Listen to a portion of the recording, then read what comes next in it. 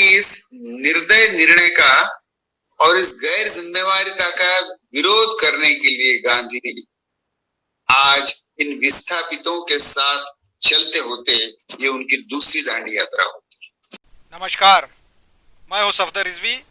आप देख रहे हैं दुनिया भर की चैनल। अब हम आपको दिखाने जा रहे हैं एक महत्वपूर्ण खबर।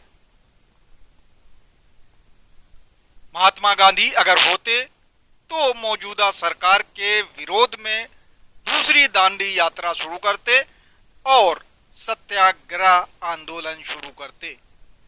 ये बात आज प्रभाष प्रसंग एक वेबिनार में डॉक्टर अभय बंग ने कही। वे गांधीवादी हैं।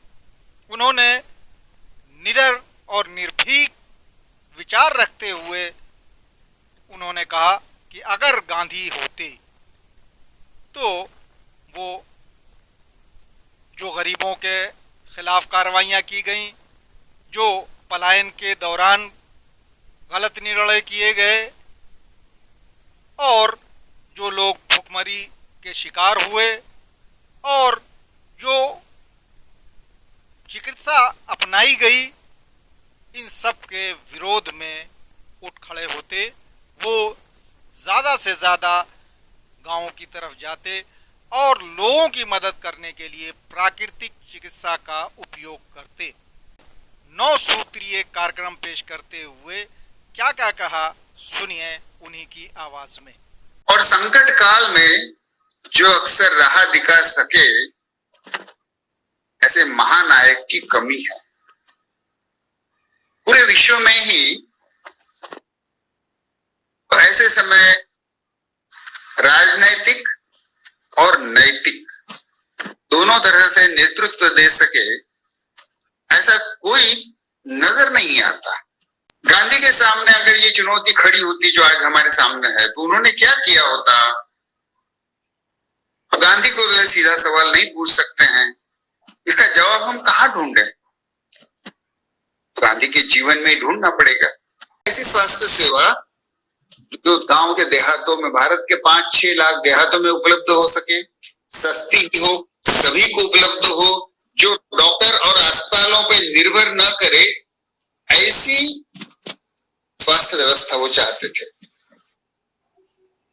और ऐसी स्वास्थ्य व्यवस्था की खोज में उनकी एक मूलभूत धारणा थी कि शरीर में एक प्राकृतिक हीलिंग पावर, बीमारी ठीक करने की एक नैसर्गिक क्षमता है। उसे भरोसा रखो, उसको मौका तो दो। इसी को वो प्राकृतिक चिकित्सा कहते थे। इसमें डॉक्टरों पे, दवाइयों पे, बड़ी बड़ी चीजों पे निर्भर नहीं थे। गांव गांव में जो उपलब्ध कराई जा सके ऐसी प्राकृतिक चिकित्सा। तो आज शायद बापू फिर से प्राकृतिक चिकित्सा की एडवोकेसी करते और वो वैज्ञानिक रूप में बड़ी सही होती, इसलिए कि आज हम मेडिकल साइंस के पास में कोविड पे कामयाब हो ऐसी कोई प्रूवन इफेक्टिव ऐसा कोई इलाज नहीं है। तो अभी तो Indian council of medical research भी कह रही है कि कोरोना के फैलाव को रोकने के लिए शराब और तंबाकू को बंद करो। गांधी ने हमेशा ही कहा। तो उनकी जो प्राकृतिक चिकित्सा, निरोगी जीवन शैली और व्यसन निर्व्यसनी जीवन शैली, ये सभी कोरोना के लिए बड़ी सटीक काम करती। सिर्फ कोरोना का ही खतरा कम नहीं होता, और भी काफी सारी बीमारियों का खतरा भी कम होता। इस वेबिनार में जिसमें आरएसएस के लोगों की संख्या काफी थी, उसमें डॉक्टर अभय बंग ने कहा कि अगर गांधी होते तो मौजूदा सरकार यानी मोदी सरकार के खिलाफ क्या करते, सुनिए। मेरा अंदाज ऐसा है कि आज अगर गांधी होते, सरकार की इस निर्दय निर्णय का और इस गैर जिम्मेवारिता का विरोध करने के लिए गांधी आज इन विस्थापितों के साथ चलते होते, ये उनकी दूसरी दांडी यात्रा होती। फिर सुने और गौर से सुने। आज इन विस्थापितों के साथ चलते होते, ये उनकी दूसरी दांडी यात्रा होती। ये उनकी दूसरी दांडी यात्रा होती। 31 जनवरी को कोरोना की पहली केस भारत में पहुंचने के बाद भी 2-3 माह तक इस देश के नेता हिंदू और मुस्लिम विभाजन, द्वेष और गोली मारो सालों को करने में व्यस्त रहे। जैसे कोई विभाजन का काम अधूरा रह गया था 1947 में, उसको अब पूरा कर रहे थे। यहां तक कि भारत में कोरोना फैला, इसकी जिम्मेवारी भी एक विशिष्ट धार्मिक पंथ पे थोपने की भी कोशिश हुई। गलती तो हुई थी कि दिल्ली में वो इकट्ठा हुए तबलीगी, लेकिन 31 जनवरी को भारत में कोरोना आने की करीबन 1 माह के बाद फरवरी के अंत में अहमदाबाद में डोनाल्ड ट्रंप जी के स्वागत के लिए लाखों की भीड़ इकट्ठा की गई। फैला नहीं हुआ। तो गलतियां तो सभी से हुई, लेकिन गलतियों के लिए भी हमने धर्म को बीच में लाया, धर्म द्वेष को बीच में लाया। भारतीय समाज को खंडित करना ही जैसे प्रतिष्ठा की बात हो चुकी थी। ऐसे माहौल में क्या करते गांधी जी? सुनिए कितनी महत्वपूर्ण बात कह रहे हैं डॉक्टर अभय बंग। जाति, सभी धर्म और सभी रेस के लोगों को साथ मिला के गांधी एक समाज निर्माण करने की कोशिश करते। अरे इस चीज के लिए उनको दूसरी बार हत्या का खतरा शायद झेलना पड़ता। डॉक्टर अभय बंग ने अपनी तकरीर में मोदी सरकार का जमकर विरोध किया। सुने क्या कहा। तो मेरा अंदाज तो ये है कि आज अगर गांधी होते तो ये सरकारी और साइकोलॉजिकल ये हमारी पाबंदियां हैं, हमने बाड़े पैदा कर दिए हैं, गांधी इन सब को इनकार कर देते, इनको तोड़ने के लिए निकलते, पूरी सावधानी बरतते, जो भी आवश्यक वैज्ञानिक सावधानी है वो बरतते, लेकिन कहते कि इंसान का पड़ोस इंसान छोड़ नहीं सकता है, मैं इंसान को दूर नहीं कर सकता हूं, छोड़ नहीं सकता हूं, पड़ोसी की सेवा करना ये तो मेरा धर्म है, मेरा स्वधर्म है। पड़ोसी से दूर जो मुझे कर रहा है वो अधर्म है।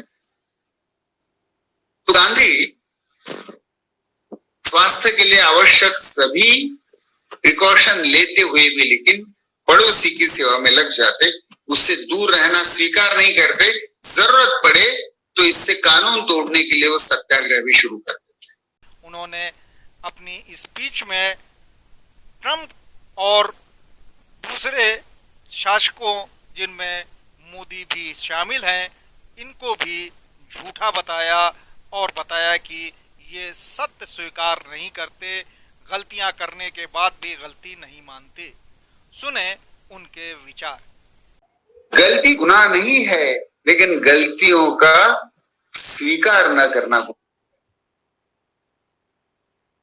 सरकार गलतियों का स्वीकार करती ही नहीं है कि हमारा तरीका गलत हुआ, हमारा व्यवस्थापन गलत हुआ, गोल पोस्ट बदल देती है और लोगों पे एक नया कोई बंधन जारी कर देती।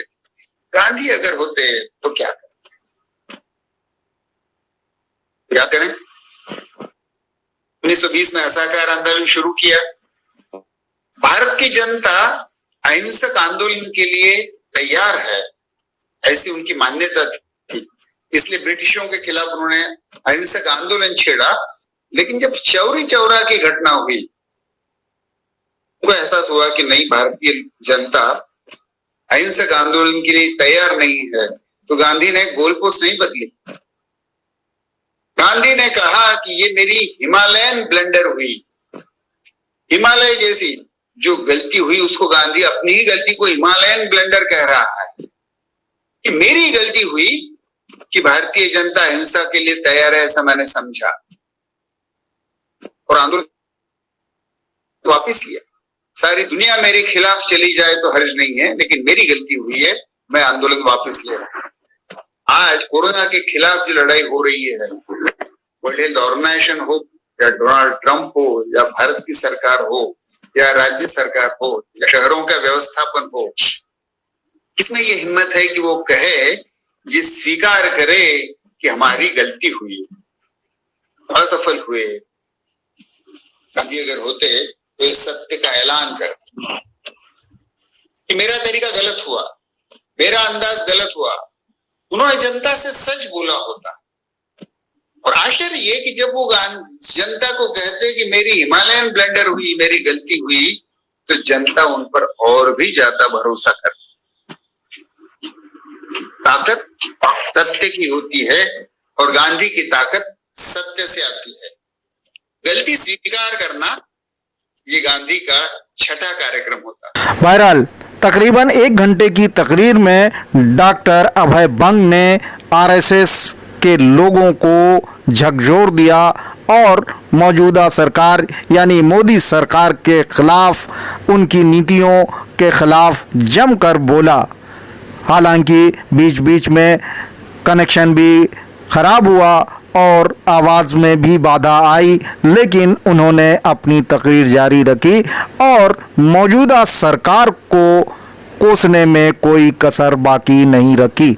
डॉक्टर अभय बंग ने अपनी तकरीर से ये साबित कर दिया कि मौजूदा सरकार गांधी की नीतियों के विरोध है और गांधी से इसका कोई लेना देना नहीं है। इस वेबिनार में मशहूर पत्रकार राम बहादुर राय और जनसत्ता के पूर्व संपादक बनवारी ने भी विचार व्यक्त किए। आपसे गुजारिश है कि इस चैनल को सब्सक्राइब करें, लाइक करें, शेयर करें और कमेंट करें।